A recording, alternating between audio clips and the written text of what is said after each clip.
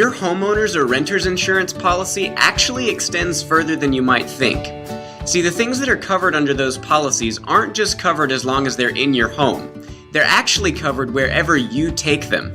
That means anywhere in the world up to the limits of your policy. So if you're on vacation, if you're traveling for any reason, if you're in a hotel room, all the belongings that you have with you are still covered under your home or renter's insurance policy. The only exception would be if those belongings were on a moving van in transit. This means that you can travel with peace of mind knowing that if anything happens to your belongings while you're traveling, if your hotel catches on fire, if there's a theft or mysterious disappearance, anything like that, your home or renter's insurance policy has you covered.